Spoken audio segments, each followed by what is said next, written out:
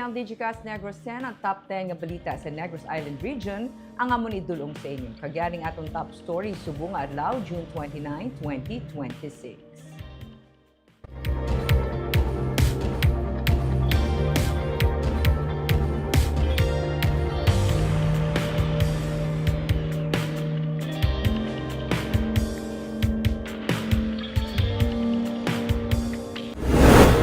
Mga estudyante nagpinauli bangod sa screenshot sa istoryahan ng isang duwa ka mga estudyante nga madala ang isa sa ilas ang pusil sa eskwelahan.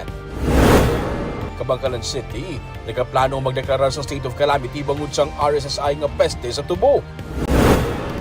LPA, ginapabot ka mangin bagyo kag magatabok sa Pilipinas. Lasaw nga banaag, nakit-an sa Bulkan Kanlaon.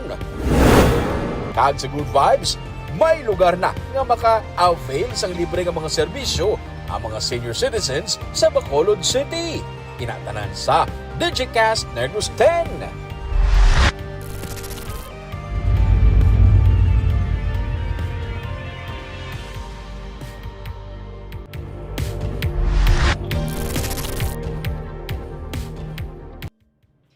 Sa number 10, LPA ginapaabot nga mangin bagyo kag matabok sa Pilipinas. As of 2 p.m. sini nga hapon, ang low pressure area nga yara sa 185 kilometers east-northeast sang Giwan Eastern Samar ang may mataas nga tsansa nga isa na ka bagyo sa masunod nga 24 oras. Kung mangin bagyo na ini, pagatawgon ang bagyo nga Henry. Si Henry mangin ikapito nga bagyo nga magasulod sa Pilipinas sini nga tuig. Ginapaabot nga tabukon sini ang Southern Luzon kag Visayas area sa buwas Martes. Sa Miyerkules, ginalantaw nga yara na ini sa West Philippine Sea. Pabaskugo naman siniliwat ang habagat nga amo naman ang magadala sang ulan. Ang ulan subong nga adlaw nga na-eksperyensya diri sa Visayas ang dala na sang LPA.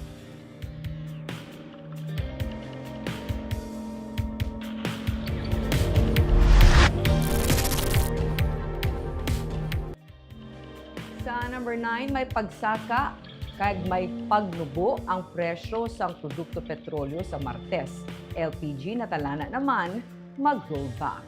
Yara sa gihapon sa State of Energy Emergency ang Pilipinas, gani ang Department of Energy ang nagadikta sa mangin presyo sa produkto petrolyo base sa ilaman nga computation, pero para sa Martes pwede magnubo kag pwede magsaka ang bili sa produkto petrolyo. Sa computations ng DOE, posible mag-roll back sa 1 peso and 16 centavos ang diesel. Kag pwede man magsaka sang tubtob 84 sentimos. Ang gasolina naman pwede mag-roll back sa 10 ka sentimos, pwede man magsaka sang piso kag 90 sentimos, kag ang kerosene pwede magpanaog sang 10 ka sentimos, pero pwede magsaka sang piso kag 90 sentimos. Inibisan pa nga sa world market, nag-roll back sa masobra sa piso ang mga produkto petrolyo. Sunod sa kay DOE Secretary Sharon Garin, ini ang average computation nila para sa tanan.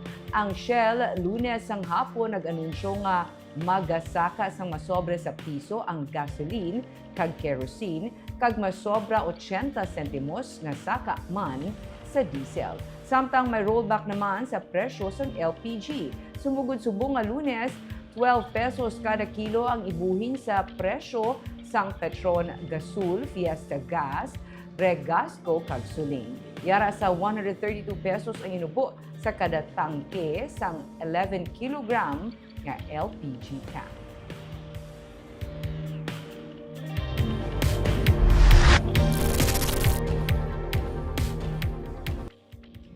Sa number 8, visa na movement ginlunsar sa Bacolod. Mga 3,000 ka Negrense ang opisyal nga naglunsar sa visa na movement sang Domingo, Hunyo 28 sa Bacolod. Ini ang nagaserve nga kick-off campaign para kay Senator Risa Ontiveros for President sa 2028. Ang multi-sectoral na grupo ang nagtipon sa Gonzaga Gym sa Taculing sa siyudad sa Bacolod sa pagpakita sang ilang paghugpong kag commitment sa presidential bid ni Ontiveros sunod sa mga organizer. Ginatibong man sini ang handom sa grassroots sectors para sa responsive, inclusive, kag accountable leadership. Sunod sa mga organizer, ginabulubanta nila nga may 2,500 tugtog 3,000 ang nagtipon sa DREAM. Anay Magdalo Party List Representative Gary Alejano ang nagsiling ang ilang nga grupo ang nagasuporta kay Ontiveros bangod kinahanglan ang isa ka lider nga wala sang may ginabiyaan. Iyaman ginsiling nga bukas si Ontiveros sa paghatag sang ligwa para sa opposition candidate nga mayara sa mas maayo na tsansa para sa pagka-presidente para sa isa ka unified ticket sa 2028. May kasubong man nga movement kag ginusar sa Iloilo sa nagligad nga semana. May igalunsar man sa Cebu sa madason nga semana suno kay Alejano. Anay board member Mardy Mapa Supido sa Akbayan Citizens Action Party ang isa man sa mga speakers. Iya ginsiling nga mga Pilipino hindi magpili sang leader nga gikan sa pamilya nga may kaangtanan sa extrajudicial killings, nagapangawat sa pungsod kag nagapiluting. May mga humalambal pagid nga nagtiglawas sa nagkalain-lain nga sektor.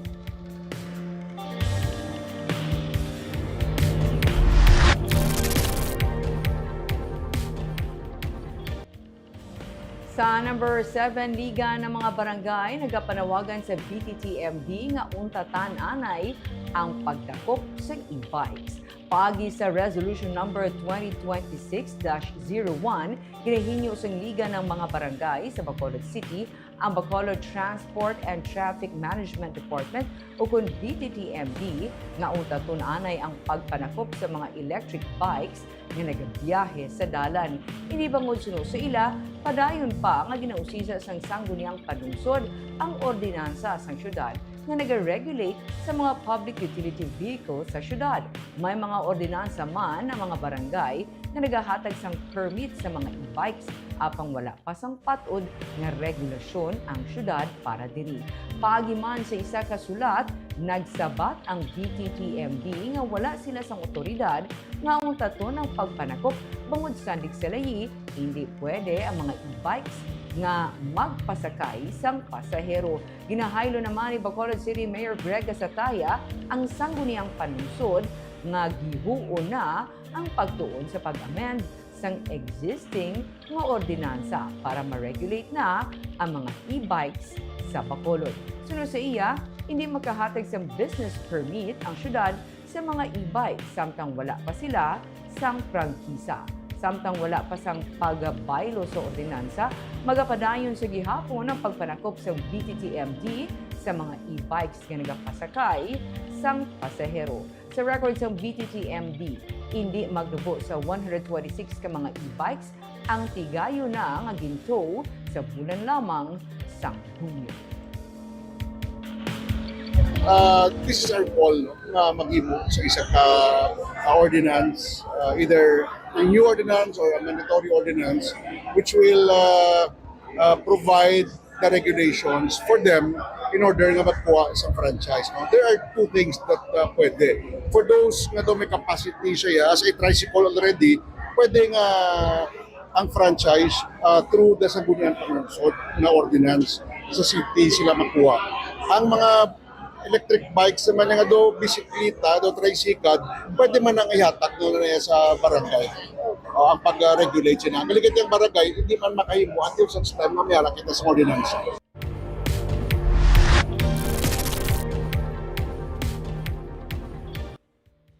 Sa number 6, bagong bunag nga lapsag ginbilin lang sa kampo.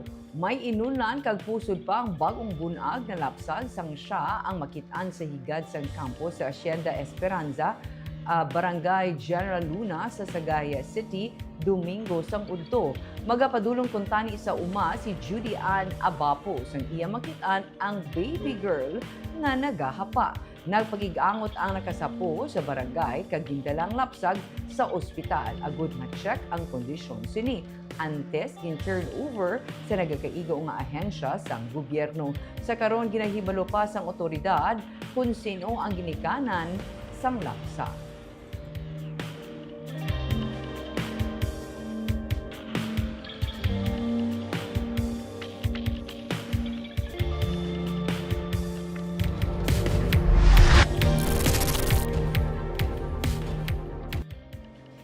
Sa number 5, babayi gintiro sang iya ka-long distance relationship sa atubang sa BCGC. Pilaso ng isa ka babayi matapos gintiro sang iya long distance lover sa isa ka restaurant sa atubang sa Bacolod City Government Center sa Dalan Circumferential, Barangay Villamonte sa Bacolod City, mga alas 11 sang gabi, Sabado, Hunyo 27. Nakaangkon sang igo sang bala sa tiyan ang biktima na si alias Queen, taga Barangay Oringao sa Cabancalan City. Samtang ang suspect amo si alias Ice, taga Cabancalan man, kag amo ang LDR nga amigo ni Queen. Nagwa sa investigasyon nga nagakaon sa restaurant si Queen upod ang iya lalaki nga abyan sa nag-abot ang suspect kag nagpamangkot kung migo niya ang lalaki. Ginbutong sa suspect si Queen papalayo sa lugar kag gintiro ang upod sang biktima. Ugaling wala ini maigo. Matapos sini gintiro sa suspect si Queen sang makaduha ka beses. Gindala sa ospital ang biktima samtang nagpatigayon sa operation ang kapulisan.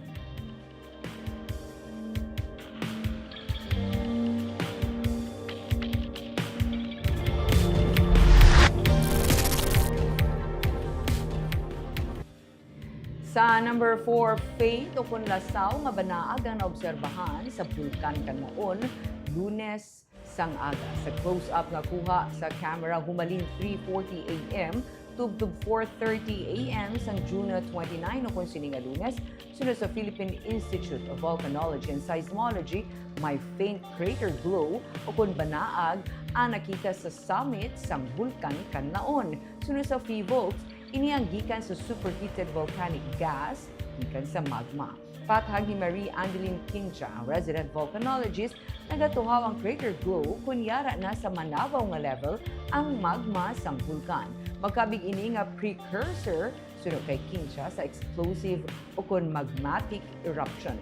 Pero hindi man mapatod kung madayon ini o kung hindi. Padayon nga iga-monitor ang crater glow o kung banaag kung masustain ini o kung maglawi. Posible nga may matabo nga activity kag sara nga mapataas ang alert level sang bulkan. Sa nagligad nga Mayo, may crater glow man nga naglawig sa duha tugtog 3 ka adlaw kag ini ang nadula.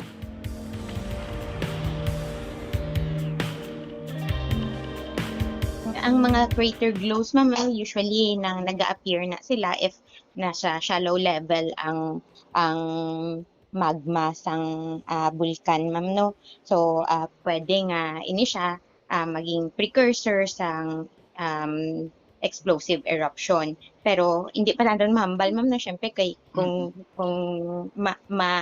magdayon siya or not. Kung aton ma'am nga natandaan the last time ang hambal naton kung ang crater glow nga aton nga makita masustain kag mag-intensify, posible kita nga karon sang activity and mag-increase sang alert level. Pero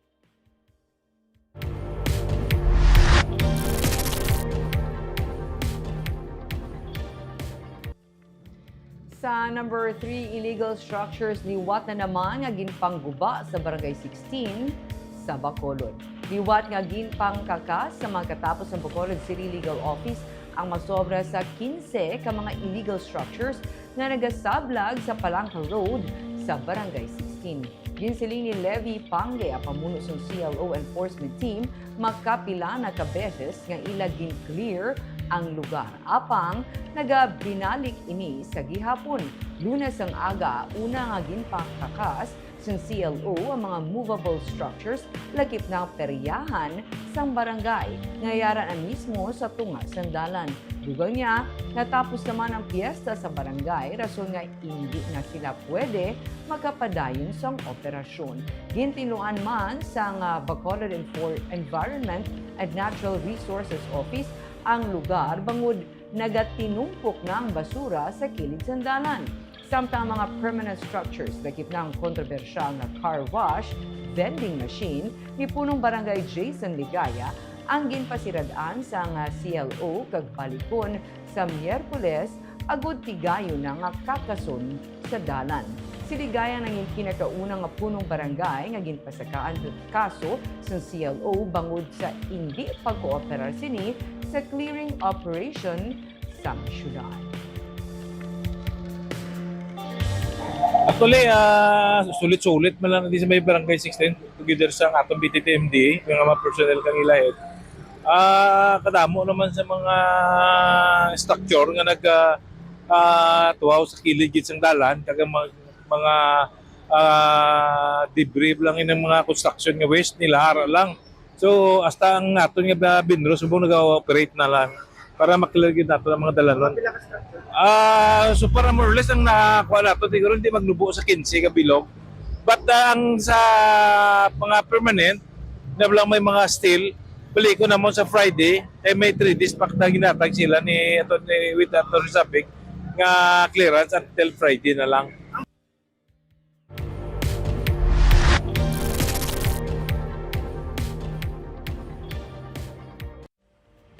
Sa number 2, Cabancalan City Mayor Benji Miranda ang mag-endorse sa sangguniang panlungsod sa recommendation sa pagpaidalom sa syudad sa state of calamity bangod sang RSSI. Ginahatagan man nila sa konsiderasyon mga nagkalamatay nga baboy. Nagtambong si Mayor Miranda sa RSSI Forum nga ginsakdag sa United Sugar Producers Federation o kun UNIFED upod ang Sugar Regulatory Administration sa Nature's Village sa Talisay.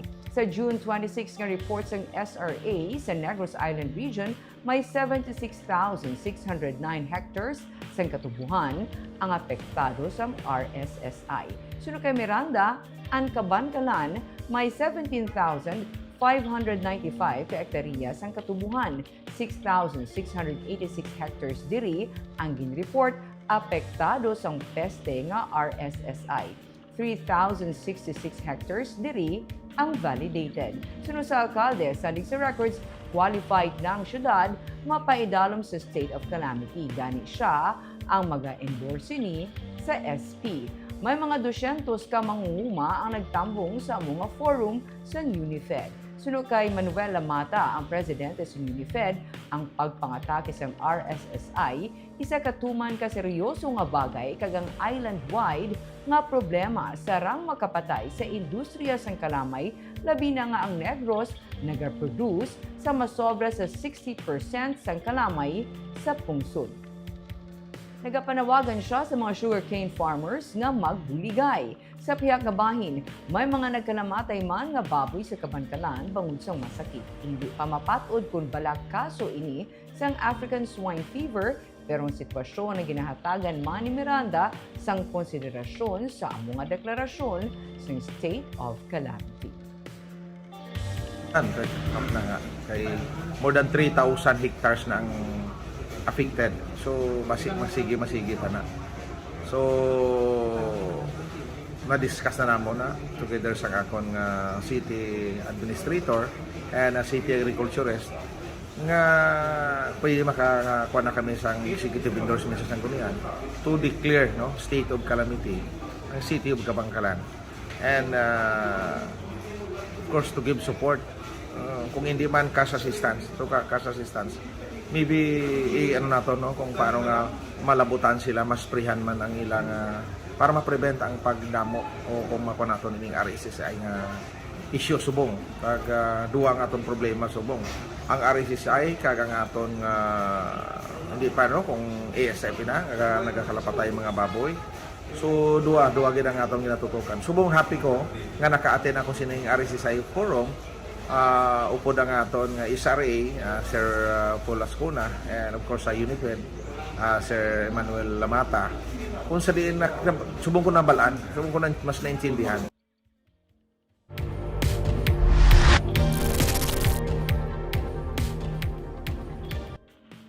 Kag sa number 1, mga estudyante nagpinauli bangod sang screenshot sa istoryahanay sang duha ka estudyante nga madalang isa sa ila sang pusil sa eskwelahan. Nagkahangawa ang pila ka mga ginikanan sa naglaptang nga screenshot sang conversation sa Messenger sang isa ka estudyante nga nagaplano magdala sa pusil sa Escalante National High School sa Barangay Alimango, Escalante City. Gani, nagpasubot ang management sa eskwelahan nga magpauli ang mga estudyante subong nga Lunes, Hunyo 29. Basta sila ang pagasugaton sang ila ginikanan o kun guardian. Samtang mga estudyante nga wala nagpauli ang nagpadayon lang sa ilang nga klase. Sunod kay Police Lieutenant Colonel Florendo Fajardo, hepe sa Escalante PNP, gin-share sang tiya sa social media ang conversation sang iya hinablos kag sang iya playmate sa Roblox nga online nga hampang nga ginkilala kay Jacob, 14 anyos. Si Jacob ang isa ka estudyante sa Old Poblacion, Escalante, mga 5 kilometers ang kalayoon sa Escalante National High School. Base sa istoryahanay nila, plano niya nga magdala sang pusil. Bango nagtuga ini sang panic, gintrace ang kapulisan ang account ni Jacob, kaginpatawag ang iya ginikanan. Sunod kay Jacob, iya ang account sa Messenger, apang deactivated na. Iya ginpanginwala nga siya ang nag-chat o kung nag-chat sa isa ka estudyante. Nagkaroon sang nagkalain-laing nga ahensya upod ang chairman sang Peace and Order, Department of Education, Philippine National Police kag iban pa ang pag-blocklist sang Roblox nga hampang.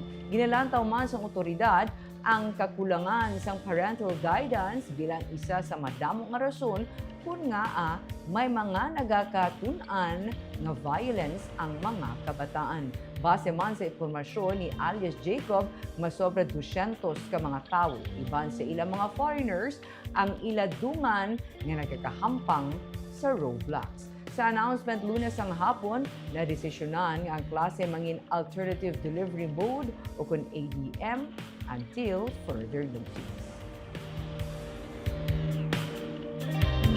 Pero may mga estudyante mga wala gi-suspend ang klase, gitagaan nagliwi with diri gagina ang kon mami, ang school division superintendent pati ang principal, ari pa man ang principal. So gialaw lang mga kung worried ang parents nga kuhaon nila ang students, ginapapuli lang ma'am basta makakuha lang sa FED. Ginapacilitate na to ma'am and smooth sailing naman. Pero may mga students na bilin, akong students mo nabilin pud akong estudyante. Continue ang klase ma'am. Kay may mga inconsistencies ang kaning si alias Jacob ma'am eh. Okay. Nagi pang relay pero fortunate enough na nag-allow ang mama pati tong yang ginaalibay nga cellphone daw niya naguba, nag-waiver sila ma'am nga i-exploit nila.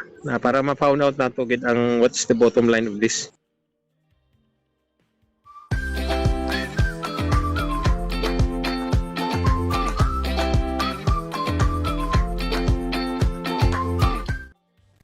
Sa Good Vibes, may lugar na para sa libre nga mga medical kag dental check-ups nga ginatanyag para sa mga senior citizens sa Bacolod. May report si Richard Caballero. Kung siyang una, yara sa masobra 2,000 pesos ang magastos ang 70 anyos nga si Dolor Muyani kung magpahimo siya sa bag-o nga antipara.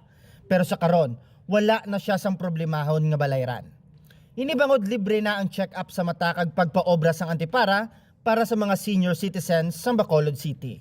Ang ini nga serbisyo ang makita sa sulod sang Senior Citizen Center sa Annex Building sa Bacolod City Government Center nga pormal na gimbuksan sa publiko kaina sang aga.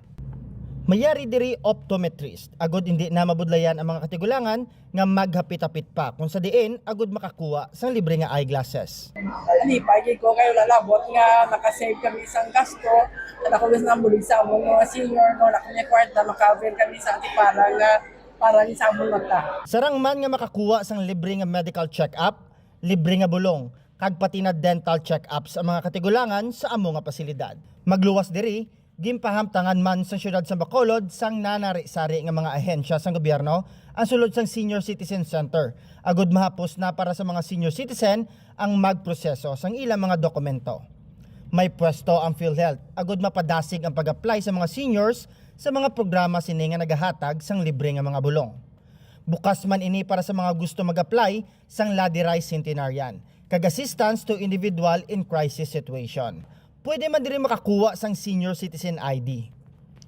Sandig sa record sang Office of the Senior Citizen Affairs, Yara sa masobra 90,000 ka mga katigulangan ang makabenepisyo sa sininga one-stop shop facility. So with that, mga activities nga matigayon, kag you know what, ang importante diri ang aksyonan dato ng ladder rise, ang social pension kag ang mga wala pa, kag ang bulong nga ilan lang ginaya.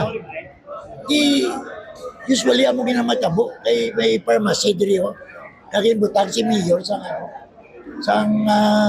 city health at the same time may doktor man. Ginpahayag naman ni Bacolod City Mayor Greg Gasataya nga magasugod na ang panghatag sang syudad sang tig-10 ka kilo nga bugas para sa mga senior citizen nga wala sang may ginabaton nga social pension. Ini ang kabahin sa programa sa gobyerno nasyonal. Apang sa Bacolod City, ginpakamaayo nga ihatag ini sa mga senior citizens nga ginakulang sa matag adlaw. Ang mga nagaedad 65 pataas ang sara makakuha sang 10 ka kilo nga bugas kada 2 ka bulan. 90 million pesos ang pundo nga ginpain sa gobyerno nasyonal para sa Bacolod City. We decided na ang accommodator ang tanan ng mga seniors nato na wala sa kinabaton na social pension alin sa national government at sa local government 65 and above. Muli nga itong target na pag-releasan sa 10 kilos of rice for the next 4 na gifts, 4 na tranches natin. Sa karon, padayon nga ginatatap sang Senior Citizen Center ang mga concern sa mga katigulangan sa Bacolod City. Richard Caballero para sa Digicast Negros. Kag of course, kita naga-shout out sa ating mga live viewers kay Chona Evangelista Caredo. Mayang hapon, Digicast Negros, watching from Singapore. Gloria Bantigue, good afternoon, Digicast, NIR. Kag Ma'am Barbara Mijares, watching from Pulupandan. Happy Monday man sa imo, ma'am. Jocelyn Loquero, mayang hapon, Digicast. Happy Monday sa tanan, watching live from Hong Kong. Jessery Garucha Hevero, mayang hapon ka Digicast. Ma'am Barbara, happy Monday. Ang tanong ka-greet, happy Monday. So happy Monday sa tanan. God bless everyone. Nelson Aurino Leonora, watching diri sa Dubai, United Arab Emirates. Hi sir. Mirna Garrido Clavel, good PM Digicast NIR. And Ma'am Barbara, watching from Bacolod City. Of course, naga-shout out man kita sa aton nga avid nga viewer kay Ma'am Emma Tolones sa nga barangay Punta Taytay. Kagamay aton top 10 stories of the day, Tub Buwas. Ako si Barbara Mijares. Maayong gabi.